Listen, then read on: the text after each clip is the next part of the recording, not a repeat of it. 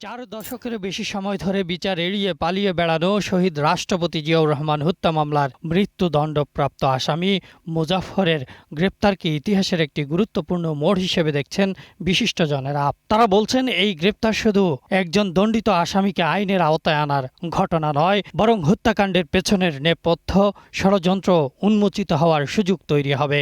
গণতন্ত্র এবং সার্বভৌমত্বের যে জায়গাটা, সেই প্রত্যাশা পূরণের জায়গায় আমাদের অভিভাবকরা অধিকাংশ সময় ব্যর্থ হয়েছে। দু একটা ব্যতিক্রমের মধ্যে তিনি আছেন। সেরকম একজন মহান ব্যক্তির হত্যাকাণ্ডের বিচার হবে না, এটা কোনোভাবেই গ্রহণযোগ্য নয়।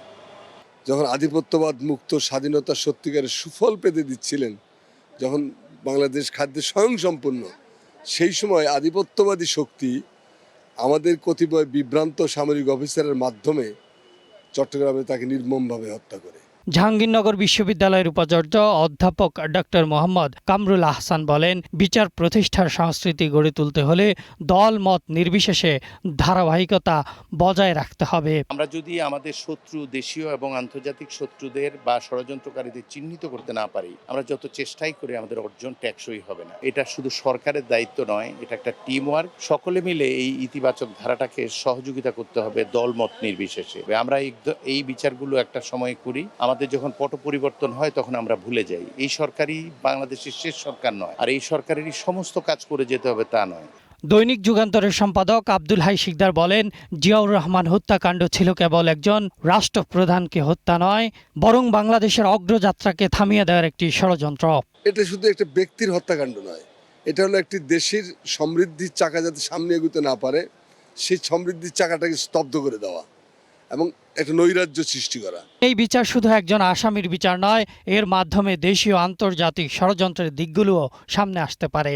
যারা এই হত্যাকাণ্ডে আসলে ইন্ধন জুগিয়েছে, দেশীয় এবং আন্তর্জাতিক যে ষড়যন্ত্র ছিল, সেটাও বেরিয়ে আসবে। এতে করে বিচারের ব্যাপারে যেমন চূড়ান্ত সিদ্ধান্ত নেওয়া যাবে, তেমনিভাবে সরকার, বর্তমান সরকার, সরকার প্রধান, দেশের সার্বভৌমত্ব, গণতন্ত্র এসব রক্ষা করার ক্ষেত্রে পলিসি ডিসিশনের ক্ষেত্রেও এটার একটা তাৎপর্য থাকবে। ৪৫ বছর পর মোজাফফরকে গ্রেপ্তার করা সরকারের একটি বড় সাফল্য।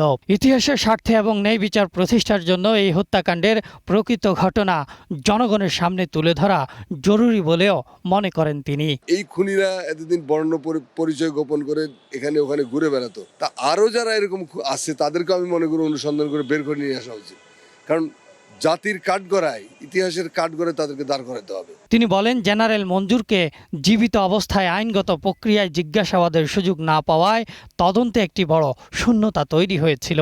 জেনারেল মঞ্জুর যখন ধরা পড়েন তখন ওই হত্যাকাণ্ডের তদন্ত হয়নি। জেনারেল মঞ্জুরকে পুলিশ কাস্টডিতে না দিয়ে কারা তাকে নিয়ে হত্যা করেছিল।